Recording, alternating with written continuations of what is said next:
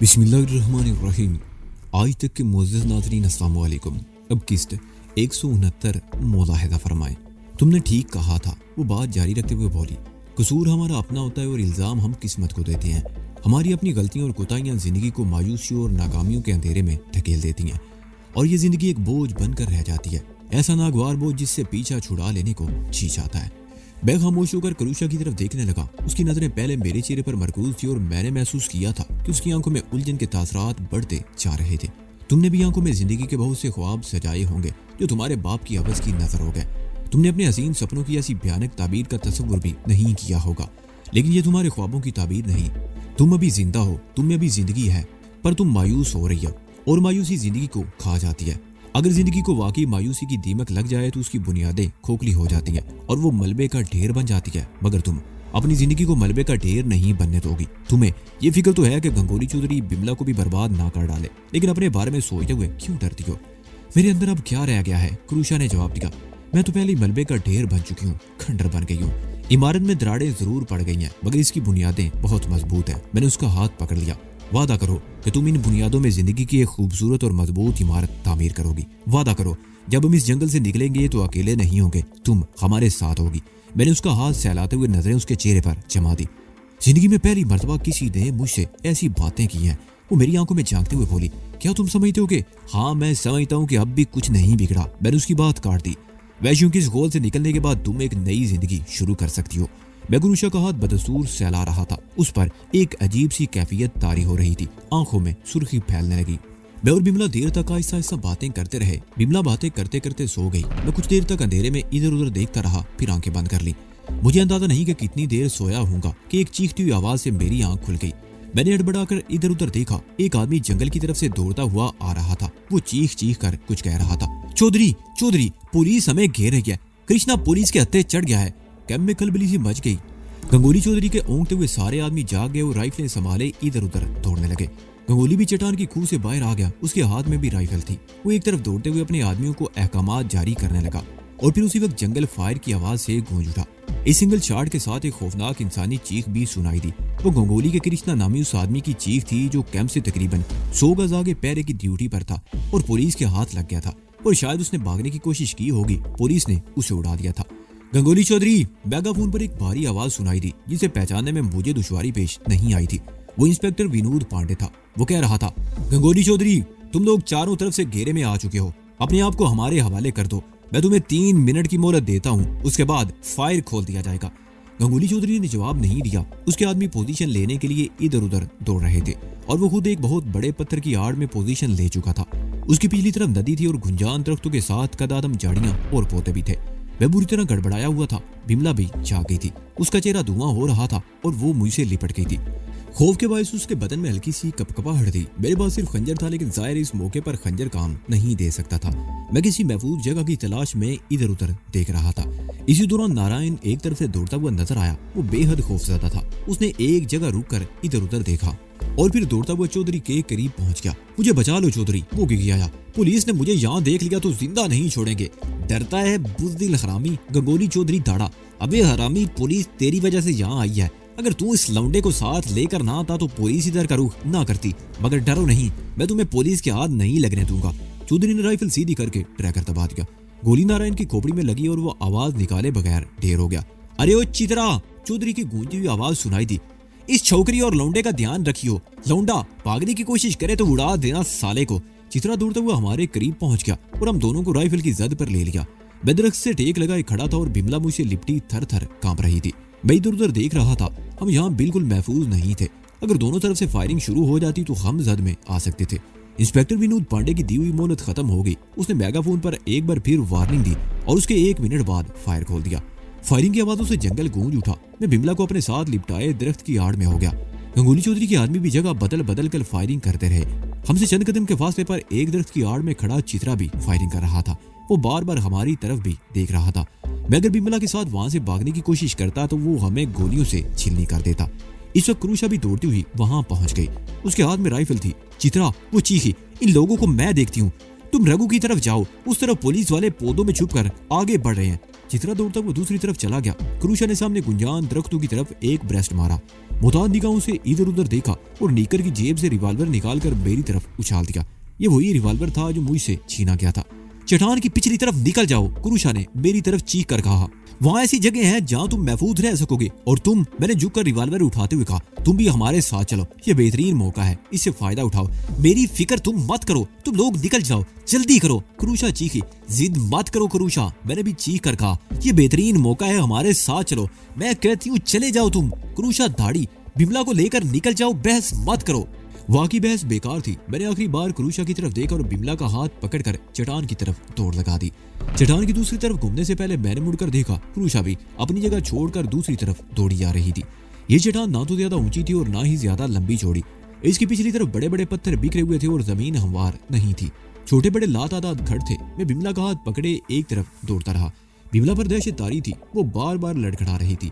अगर मैंने उसका हाथ ना पकड़ रखा होता तो वो एक बार गिरने के बाद दोबारा उठ ना पाती। हम चट्टान के ऊपर से घूमकर दूसरी तरफ आ गए। उस तरफ झाड़ियों और पौधों का सिलसिला शुरू हो गया था। दरख्तों की भी बहुतात थी। बिमला का पैर झाड़ियों में उलझा और वो लड़खड़ा गई। उसका हाथ मेरे हाथ से छूट गया और वो चीखती हुई झाड़ियों में गिरी।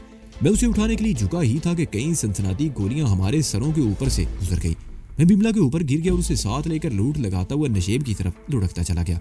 चंद मिनट तक मैं बिमला का हाथ पकड़े बेसु हरकत पड़ा रहा, फिर उसे वहीं रुकने का इशारा करके झाड़ियों की आड़ में आहिस्ता आहिस्ता ऊपर चढ़ने लगा। वो रघु था जिसने गुज़िश्ता रात कुरुशा का हाथ पकड़ने की कोशिश की थी। वो एक बड़े पत्थर की आड़ में खड़ा पुलिस वालों पर फायर कर रहा था, मगर उस तरफ हमें दौड़ते देखकर उसने हम पर भी फायर खोल दिया। झाड़ियों की आवाज सुनकर वो एक बार फिर मुड़ा। उसने मुझे देख लिया, मगर इससे पहले कि वो राइफल सीधी करता मैंने रिवॉल्वर का ट्रैकर दबा दिया। गोली उसकी हंसली की हड्डी के करीब लगी। वो चीख कर लड़खड़ाया तो मैंने दूसरा फायर कर दिया। ये गोली उसके सीने में लगी और वो गिरकर झाड़ियों में लुढ़कता हुआ दूसरी तरफ नदी में जा गिरा।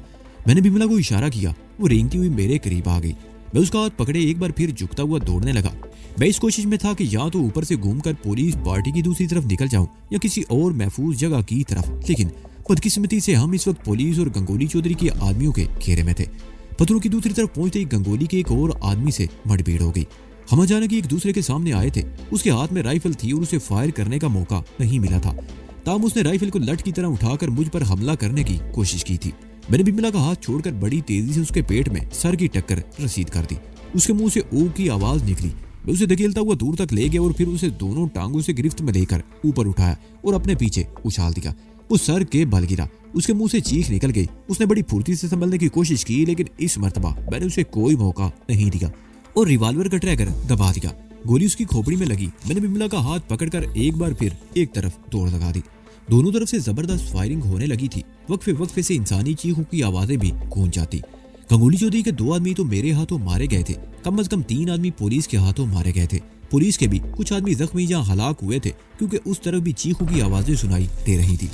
मैं बिमला को पकड़े बड़ी तेजी से एक तरफ दौड़ता रहा। बिमला एक बार फिर ठोकर खाकर गिरी। इस मर्तबा उसके मुंह से निकलने वाली चीख कुछ ज्यादा ही खौफनाक थी और गालिबन चीख की आवाज सुनकर ही एक दरख्त के पीछे खड़ा हुआ चित्रा हमारी तरफ मुतवज्जो हुआ था। हमें देखकर चित्रा की आंखों में वहशत भर गई। उसने राइफल का रुख हमारी तरफ करके ट्रैकर दबा दिया। अगर मैं बिमला के साथ एक तरफ लोट ना लगा देता तो हम दोनों के जिस्म छिलनी हो जाते। चित्रा की राइफल खाली होगी। उसने राइफल एक तरफ फेंक दी और खंजर निकालकर मेरी तरफ लपका। उसका ख्याल था कि मैं निहत्था था। मैं इस वक्त बिमला के करीब पुष्ट के बल पड़ा था। चित्रा ने खंजर वाला हाथ उठाकर खूरख्वार भेड़िए की तरह मेरे ऊपर छलांग लगाई। मैंने बड़ी फुर्ती से बिमला को परे धकेल दिया और रिवॉल्वर वाला हाथ उठाकर ट्रैकर दबाता चला गया। मुझ तक पहुंचने से पहले 3 गोलियां चित्रा के सीने में बेबस हो गईं और वो चीखता हुआ ढेर हो गया। मैंने भी बड़ी फुर्ती से एक तरफ लोट लगा दी। चित्रा खत्म हो गया था। वो चित्रा जिसे पुलिस से छुड़ाने के लिए गंगोली चौधरी ने 13 बेगुनाह स्याहों को अगवा किया था और 3 दिन में कम से कम 6 अफराद को बेदर्दी से मौत के घाट उतारा था। इत्तफाक से वो मेरे हाथों अपने अंजाम को पहुंच गया था। मैं बिमला का हाथ पकड़कर फिर एक तरफ दौड़ा। बिमला बुरी तरह हाँप रही थी। मैं उसे खींचता हुआ दौड़ता रहा। एक जगह पहुंचकर मैं रुक गया। आगे पत्थरों की दूसरी तरफ वो नदी थी जो कुछ दूर जाकर तालाब में गिरती थी। पत्थरों की दूसरी तरफ से गंगोली और कुरुशा के जोर जोर से बोलने की आवाजें सुनाई दे रही थी। मैं बिमला को छोड़कर आगे बढ़ा और पत्थर की दूसरी तरफ झांकने लगा। वो दोनों तकरीबन 10 फुट नशे में थे और वो मंजिर बड़ा खौफनाक था। गंगोली चौधरी ने कुरुशा को राइफल की जद पर ले रखा था। करीब ही एक लाश पड़ी थी। तुम्हारा दिमाग खराब हो गया चौधरी, कुरुशा चीख रही थी। इस वक्त तुम्हें आदमियों की जरूरत है और तुम अपने ही आदमियों को मौत के घाट उतारे हो। तुम जानती हो गद्दारों से मुझे कोई हमदर्दी नहीं, चौधरी ने जवाब दिया। ये भिंडारी भी पुलिस को रात के अंधेरे में यहाँ लेकर आया था। मैंने इसे गद्दारी की सजा दी और तुम। वो एक लम्हे को खामोश हुआ, फिर बोला, तुम भी गद्दार हो। तुमने इस छोकरी और उसके आशिक को फरार होने का मौका दिया है, तुम्हें भी गद्दारी की सजा मिलेगी। चौधरी, मैं चीखा, राइफल फेंक दो, तुम मेरी जद पर हो। चौधरी तेजी से मेरी तरफ घूमा। मैंने रिवॉल्वर का ट्रैगर दबा दिया। सिक की आवाज निकल कर रह गई। रिवॉल्वर खाली हो चुका था। चौधरी ने राइफल का ब्रेस्ट मारा। मैंने बड़ी फुर्ती से एक तरफ गिरकर अपने आप को बचाया और फिर दूसरे ही लम्हे क्रूशा की भयानक चीख और दौड़ते हुए कदमों की आवाज सुनकर मैं उछल पड़ा। मैंने पत्थर की आड़ से जाकर देखा तो मेरा कलेजा मुंह को आता हुआ महसूस हुआ। क्रूशा गोलियों से छिलनी हो चुकी थी। वो खून और कीचड़ में लथपथ तड़प रही थी। गंगोली चौधरी वहां से भाग चुका था। मैंने उस ढलान पर छलांग लगा दी। वो जगह ऐसी थी जहां दाएं बाएं बड़े चौड़े पत्थर थे जिनके अंदर से नदी का पानी रिस रहा था और सामने गुंजान दरख्त थे। फायरिंग से बचने के लिए ये महफूज तरीन जगह थी और इसीलिए गंगोली चौधरी ने यहाँ मोर्चा लगा रखा था। लेकिन मेरी वजह से उसे यहाँ से भागना पड़ा। गंगोली चौधरी वाकई इंसान नहीं, भेड़िया था। मेरे सामने वो अब तक अपने ही 3 आदमी को मौत के घाट उतार चुका था। पहला रामू, जिसने बमला के साथ दस्तराजी करने की कोशिश की थी। दूसरा भिंडारी, जो उसके कहने के मुताबिक पुलिस को यहाँ लाया था, उसकी लाश भी मेरे सामने पड़ी थी। और तीसरी क्रूशा, जिसका जुर्म ये था कि उसने मुझे और बिमला को उनके चुंगल से निकलने में मदद दी थी। मैं दौड़कर क्रूशा के करीब पहुंच गया। वो कीचड़ और खून में लथपथ थी। सारी गोलियां उसके पेट में लगी थी। खून पर धारें बह रही थी। उसकी आंखें बंद थी, लेकिन सीने का जीरो बम बता रहा था कि वो भी जिंदा थी। क्रूशा, आंखें खोलो। मैंने उसके कंधे पर हाथ रख दिया। उसी लम्हे पीछे आहट सुनकर मैं तेजी से पीछे मुड़ा। वो बिमला थी जो ढुलान पर घिसटती हुई नीचे आ रही थी और फिर क्रूशा को देखकर उसके मुंह से खौफनाक चीख निकल गई। ये क्या हुआ? वो बमुश्किल बोल सकी। इसे हमारी मदद करने की सजा भुगतनी पड़ी है, मैंने जवाब दिया। चौधरी ने इसे महज इसलिए गोलियों से छिलनी कर दिया कि इसने हमें भागने की मदद दी थी। ये जिंदा है। बमला ने उसके सीने पर हाथ रख दिया। क्रूशा ने आंखें खोल दी। बेपनाह कर्ब था उन आंखों में। वो चंद लम्हे हमारी तरफ देखती रही। शायद उसे पहचानने में दुश्वारी पेश आ रही थी और फिर उसके होंठों पर बहुत खफीफ सी मुस्कुराहट आ गई। उसने बड़ी मुश्किल से अपना एक हाथ उठाकर बिमला के हाथ पर रख दिया। छाऊ, उसके होंठ कपकपाए और फिर वो खामोश हो गई। उसने एक बार फिर बारी बारी हम दोनों की तरफ देखा और आंखें बंद कर ली, कभी ना खोलने के लिए। मैंने क्रूशा का हाथ उठाकर आहिस्तेगी से उसके पहलू में रख दिया। बमला ने बड़ी मुश्किल से उसके सीने से हाथ हटाया और खौफ और दहशत से उसका चेहरा पीला पड़ गया और आंखों से आंसू छलकने लगे। बिमला कई रोज से गंगोली चौधरी जैसे वैश्यों के जाल में फंसी हुई थी और वो क्रूशा ही थी जो अब तक उसे बचाए हुए थी और बिमला को बचाने के लिए उसने अपनी जान दे दी थी। मुझे भी क्रूशा की इस तरह मरने का बहुत अफसोस था। अगर वो उस वक्त हमारे साथ भाग निकलती तो हम यकीनन इस जंगल से निकलने में भी कामयाब हो जाते और मुझे यकीन था कि क्रूशा एक नई और खुशगवार जिंदगी के रास्ते पर भी गामजन हो जाती। लेकिन शायद ये सब कुछ उसकी किस्मत में नहीं था। उसने ठीक ही कहा था, किस्मत का चक्कर भी बड़ा अजीब होता है। धड़धड़ाहट की आवाज सुनकर मैं उछल पड़ा। हमारे सामने दरख्तों में फायरिंग हो रही थी। सामने से इस पनाहगाह से निकलना मुमकिन नहीं था। हम क्रॉस फायरिंग की जद पर आ सकते थे। मैं बिमला का हाथ पकड़कर ढुलान पर चढ़ गया। ऊपर पहुंचकर मुझे अचानक ही ख्याल आया कि मेरा रिवॉल्वर तो खाली हो चुका है। मुझे क्रूशा की राइफल उठा लेनी चाहिए थी। तुम यहीं रुको, मैं भी आता हूँ, मैंने बिमला से कहा और दोबारा ढुलान पर उतरने के लिए मुड़ा ही था कि चौधरी का एक आदमी किसी तरफ से दौड़ता हुआ वहां पहुंच गया। मैंने मुड़कर बिमला का हाथ पकड़ा और दूसरी तरफ दौड़ लगा दी। अब मेरा वहां रुकने का कोई इरादा नहीं था। मैं बिमला का हाथ पकड़े दौड़ता रहा और फिर हमें रुक जाना पड़ा। हमारे रास्ते में खैर वो नदी 4-5 फुट से ज्यादा चौड़ी नहीं थी। मैं तो आसानी से छलांग लगाकर दूसरी तरफ पहुंच सकता था, लेकिन बिमला के लिए ऐसा करना मुमकिन नहीं था। रुक जाओ, 1 मिनट रुक जाओ हिम्मत सिंह, बिमला ने कहा। वो बुरी तरह हाँफ रही थी और उसके मुंह से कफ बह रहा था। उसे अपने कदमों पर खड़ा भी नहीं हुआ जा रहा था। मैंने पीछे मुड़कर देखा। हम उस जगह से बहुत दूर निकल आए थे। पुलिस ने गंगोली चौधरी के कैंप को घेरे में ले रखा था और मेरे ख्याल में किसी के भी जिंदा बच निकलने का इम्कान नहीं था। फायरिंग की आवाजें खासी दूर थी और मेरे ख्याल में चंद मिनट रुक जाने में कोई मुजायका नहीं था। मैंने बिमला का हाथ छोड़ दिया। वो बल से नीचे बैठ गई।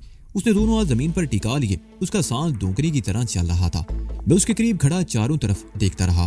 तकरीबन 10 मिनट बाद बिमला अपनी हालत पर काबू पा सकी। उसने शिकम सेर होकर नदी से पानी पिया और उठकर खड़ी होगी। उसकी टांगों में अब भी हल्की सी कपकपाहट थी। मैंने भी पानी के चंद घूंट पिए और आगे रवानगी के लिए तैयार हो गया। नदी का पानी शफाफ था। इसकी तह में पत्थर नजर आ रहे थे। गहराई 2.5-3 फुट के करीब थी। पानी का बहाव भी किसी कदर तेज था और बिमला नदी में उतरते हुए डर रही थी। अगर तुम पानी में नहीं उतरना चाहती तो नदी पार करने का सिर्फ एक ही तरीका है, मैंने कहा। क्या? बिमला ने सवालिया निगाहों से मुझे देखा। इसके सिवा और कोई चारा नहीं। मैंने ये कहते हुए बड़ी फुर्ती से झुककर बिमला को गोद में उठा लिया। बिमला के मुंह से हल्की सी चीख निकल गई। मेरा एक हाथ उसकी टांगों के नीचे और दूसरा गर्दन के नीचे था। उसकी शर्ट के बटन टूटे हुए थे और उसके अंदर की तस्वीर मेरे दिमाग में सनसनाहट पैदा करने लगी। बिमला ने एक हाथ मेरी गर्दन पर डाल दी और दूसरे हाथ से कमीज के गिरेबान के दोनों हिस्से पकड़कर मेरी नजरों के सामने पर्दा डाल दिया। मैंने उसकी आंखों में झांका। बिमला की आंखों में एकदम सुर्खी के डोरे तैरने लगे थे और चेहरे पर सुर्खी फैल गई। मैं बड़ी एहतियात से नदी में उतर गया। किनारे के करीब तो पानी वाकई 2.5-3 फुट गहरा था, लेकिन दरमियान में पानी मेरी कमर तक पहुंच गया और बिमला भी भीग गई। पानी की रवानी खासी तेज थी। 2-3 मरतबा मेरे कदम लड़खड़ाए। दूसरे किनारे के करीब पहुंचकर मैंने बिमला को किनारे की घास पर डाल दिया। वो फुर्ती से उठकर खड़ी हो गई और एक हाथ मेरी तरफ बढ़ा दिया। नदी का किनारा उमूदी था। मैं उसका हाथ पकड़कर बाहर निकल आया। यहाँ भी हमें इस वक्त तक खड़े रहना पड़ा जब तक हमारे कपड़ों से पानी नुचड़ना बंद नहीं हो गया और फिर हम तेजी से एक तरफ चलने लगे। बिमला का अपने आप पर एतमाद बहाल हो रहा था और वो भी मेरे साथ तेज कदम उठाते हुए चल रही थी। अकब में फायरिंग की आवाजें दूर होती जा रही थी। ये मार्का सुबह 6 बजे के करीब शुरू हुआ था और अब सूरज सवा नेज़े पर आ रहा था और ये मार्का अभी तक जारी था।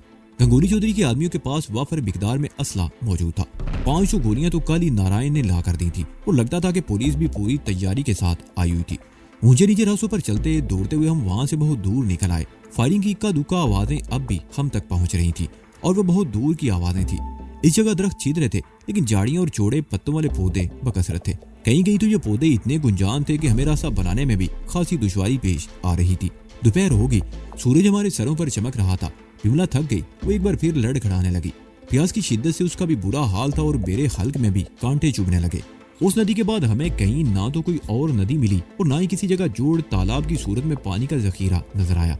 अगरचे भूख से भी पेट में गिरें पड़ने लगी थी, मगर प्यास की शिद्दत ने ज्यादा बेचैन कर रखा था। मजीद 1 घंटा चलते रहने के बाद बिलाखिर हम एक ऐसी जगह पहुंच गए जहां दरख्तों की झुंड की दूसरी तरफ एक लंबे चौड़े गड्ढे में पानी नजर आया। ये बारिश का पानी था जो इस गड्ढे में जमा था। दूसरे किनारे पर 2 हिरन पानी पी रहे थे जो हमें देखकर वहां से भाग गए। धूप में होने की वजह से पानी गर्म था, लेकिन बहरहाल प्यास तो बुझ सकती थी।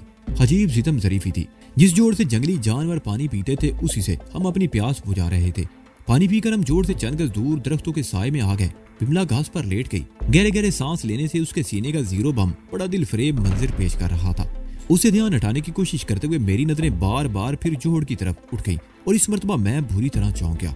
जोड़ के दूसरे किनारे पर एक भेड़िया पानी पी रहा था। दरअसल जबान से पानी पीने की चपड़ चपड़ की आवाज ही ने मुझे उस तरफ मुतवज्जो किया था।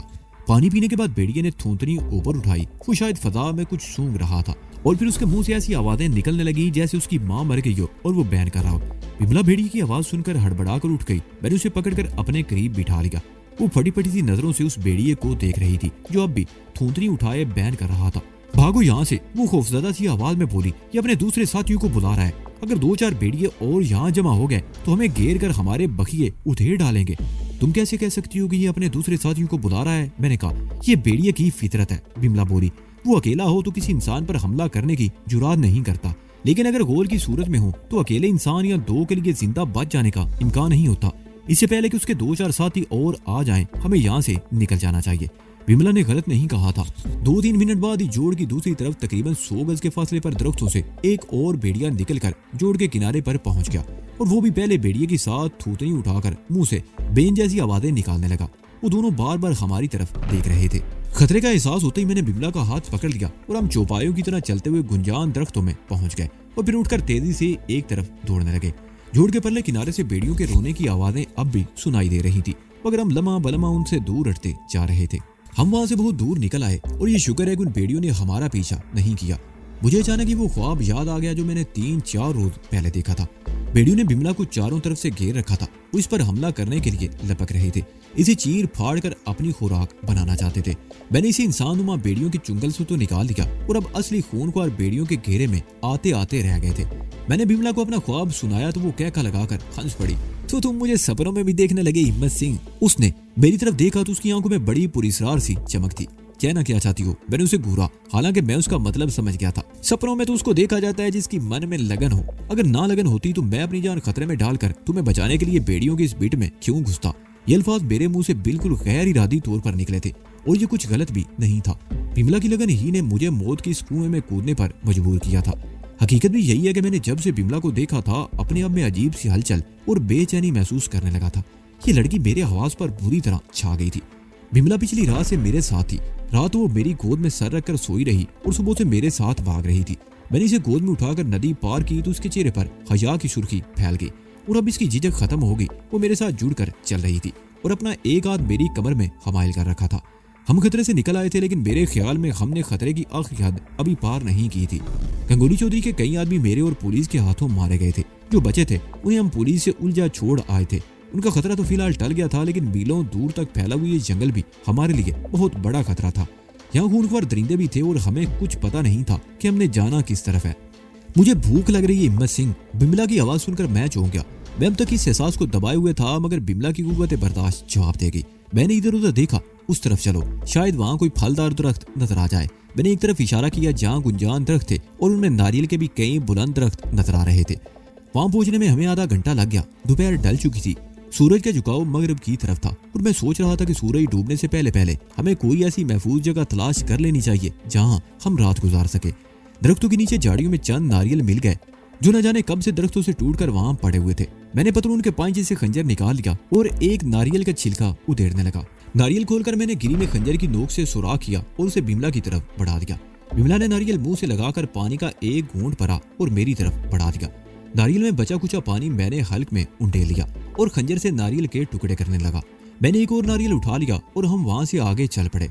सूरज गुरूब होने से पहले मुझे ऐसी जगह नजर आ गई जहां हम आराम से रात गुजार सकते थे। ये पहाड़ी में एक खूह सी थी जिसमें 3-4 आदमी आराम से लेट सकते थे।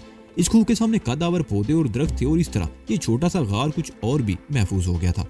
अभी दिन की हल्की सी रोशनी थी। मैंने इस साफ सुथरे गार का जायजा लेकर अंदाजा लगा लिया कि वहां से पहले भी कोई ना कोई रहता रहा है। जब तक दिन की रोशनी रही हम बाहर बैठे रहे और फिर अंधेरा फैलती गार में आ गए और दाने के करीब ही दीवार से टेक लगाकर बैठ गए और बातों में वक्त गुजारने की कोशिश करने लगे। बिमला के बारे में मैंने जो कुछ सुना था वो ठाकुर बानू सिंह ही से सुना था। वो तो खुद भी अपने बारे में बहुत कुछ बता चुकी थी, लेकिन बहुत सी बातें ऐसी थी जो पहली मुलाकात में नहीं कह सकी थी। बाहर रात गहरी हो रही थी। झींगरों और हशरातुल अर्द की आवाजें दिलों पर अजीब सी वहशत तारी कर रही थी। गार में भी गहरा अंधेरा था कि हाथ को हाथ सुझाई नहीं देता था। बिमला मेरे साथ जुड़कर बैठी हुई थी। आहिस्ता आहिस्ता मेरे ऊपर उसका बोझ बढ़ता जा रहा था और फिर उसने अपना सर मेरी गोद में रख दिया। मुझे डर लग रहा है। उसके मुंह से सरगोशी जैसी आवाज निकली।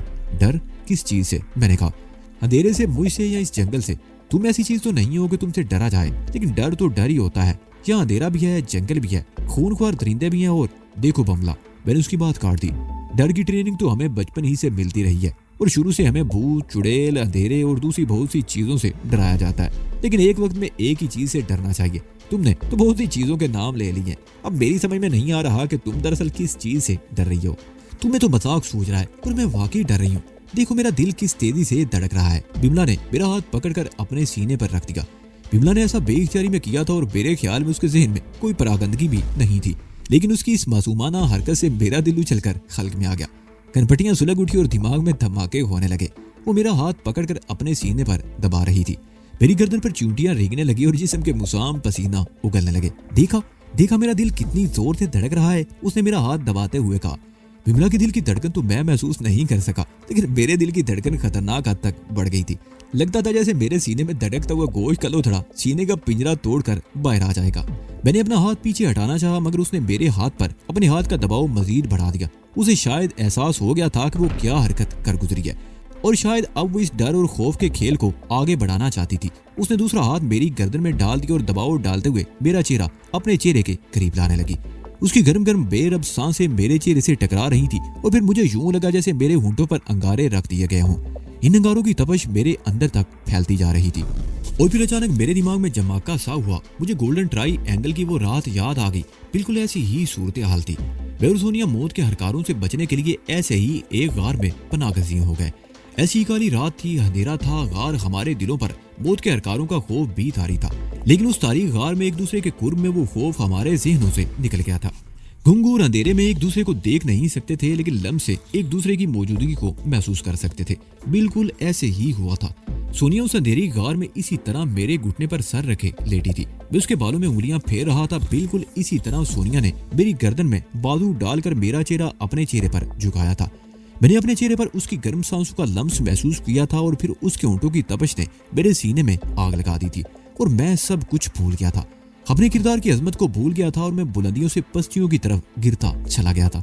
वक्त अपने आप को इसी रंग और इसी अंदाज में दोहरा रहा था। नहीं, मेरे अंदर से कोई चीखा। मैं एक झटके से सीधा हो गया, अपने हाथ खींच लिए। बिमला तड़प कर मुझसे लिपट गई। मैंने बड़ी आहिस्तगी से उसे अपने से अलग किया। क्या हुआ हिम्मत सिंह, नाराज हो गए? अंधेरे में बिमला की लरजती हुई आवाज सुनाई दी। नहीं बिमला, मैंने अपनी अंदरूनी कैफियत पर काबू पाते हुए कहा, जो कुछ हुआ मुझे क्षमा कर दो। मैं कोई ऐसी हरकत नहीं करना चाहता जिससे मेरे और गंगोली चौधरी के बीच फर्क मिट जाए। हमें ये सब कुछ शुबा नहीं देता, बैठ जाओ, हम बातें करेंगे, बहुत सारी बातें। हाँ, बातें तो तुम बहुत अच्छी कर लेते हो, बिमला ने गहरा सांस लेते हुए कहा। तुमने कल रात ये भी कहा था ना कि तुम्हें मुझसे बड़ी लगन है, और ये लगन ही तुम्हें इस खतरनाक जंगल में ले आई थी। यहाँ गंगोली चौधरी जैसे लुटेरों ने मुझे अपने कब्जे में ले रखा था। हाँ बिमला, मैं इसे इनकार नहीं करूंगा, मैंने पुरसुकून लहजे में कहा। वैसे मैं उसके तंज को समझ गया था, लेकिन तुम तो पढ़ी लिखी लड़की हो, समझदार हो, लेकिन ये छोटी सी बात तुम्हारी समझ में क्यों नहीं आ सकी कि जिस खिलौने से खेल लिया जाए उससे जी भर जाता है। मैंने तुम्हें एक दोस्त की तरह अपने दिल में जगह दी है, और दोस्ती तो वो पवित्र और मुकद्दस रिश्ता है जिसकी बुनियाद वफा और एतमाद पर कायम होती है। और अगर एतमाद ही चिकना चूर हो जाए तो उस रिश्ते का तकद्दुस भी खत्म हो जाता है। मुझे नींद आ रही है, बिमला ने जवाब दिया। मैं उसकी नाराजगी को समझ गया। आओ मेरी गोद में सर रखकर सो जाओ, मैंने कहा, और उसे बाजू से पकड़कर अपनी तरफ खींच लिया। वो वाकई नाराज थी, उसने कोई बात नहीं की। मैं उसके बालों में उंगलियां फेरता रहा और कुछ देर बाद वो वाकई ही सो गई। मैं इसी तरह दीवार से टेक लगाए बैठा रहा और फिर मेरी आंखें भी बंद होने लगी। परिंदों की चहचहाने और उनके परों की फड़फड़ाहट की आवाज से मेरी आंख खुल गई। बिमला मेरे पास नहीं थी, वो गार में भी नहीं थी। मैंने बाहर देखा, दिन की रोशनी फैल रही थी। मैं अपनी जगह से उठकर तेजी से बाहर आ गया और फिर मेरे मुंह से गहरा सांस निकल गया। बिमला गार से चंद गज दूर एक पत्थर से टेक लगाए बैठी थी, उसकी आंखें बंद थी। मैं भी उसके करीब बैठ गया। उसने आंखें खोलकर मेरी तरफ देखा, मगर बोली कुछ नहीं। वो वाकई नाराज थी। कितना अच्छा लग रहा है यहाँ बैठना, मैंने उसकी तरफ देखे बगैर कहा। परिंदों के सुरीले नगमे, ताज़ा हवा और फूलों की महक, इतनी खुशगवार फसा है, हर किस्म की आलूदगी से पाक। तुमने कभी योगा की प्रैक्टिस की है? पहले करती थी, अरसा हुआ छोड़ दी, बिमला ने जवाब दिया। मैंने भी बहुत अरसे से प्रैक्टिस नहीं की, चलो आज दोनों थोड़ी सी मशक कर लेते हैं, मैंने कहा। और जरा आगे जाकर मैदान जगह पर हमवार जगह पर आलती पालती मारकर बैठ गया। मेरा एक पैर दूसरे पैर पर था और कमर बिल्कुल सीधी थी। बिमला भी यही पोस्चर, आसन, अंदाज, पोजीशन बनाकर बैठी थी, जिसका मतलब था कि वो योगा जानती थी। तुम तो जानती हो, मैंने उसकी तरफ देखे बगैर कहा। योगा त्याग या ख्वाबीदगी की कोई अलामत नहीं, बल्कि ये एक जब्त है जिसमें कामयाबी के बाद एक नशा सा तारी हो जाता है, फख्र व बरतरी का नशा। ये एहसास कि हमने अपनी खारजी और दाखिली कैफियत को अपने ताबे कर लिया है। ये एहसास उस मख्फी कुव्वत का सरचश्मा है जो योगा में कामयाबी के बाद हमारे अंदर इंगड़ाई लेकर बेदार होती है। फिर आदमी किसी से खौफ नहीं खाता। मैंने खामोश होकर उसकी तरफ देखा, उसने गर्दन हिला दी। मैंने मजीद कुछ नहीं कहा और आंखें बंद कर ली। हमारी ये प्रैक्टिस आधे घंटे से ज्यादा जारी नहीं रह सकी। बिमला ने आसन तोड़ दिया, मुझे भी मशक खत्म करनी पड़ी। बिमला जैसी लड़की के लिए इतनी मशक भी बहुत थी। सूरज तुलू हो रहा था। मैंने दूसरा नारियल भी उधेड़ डाला और इस तरह नारियल का नाश्ता करते हुए हम वहां से चल पड़े। अभी कुछ दूर ही गए थे कि एक फायर की आवाज सुनकर मैं उछल पड़ा।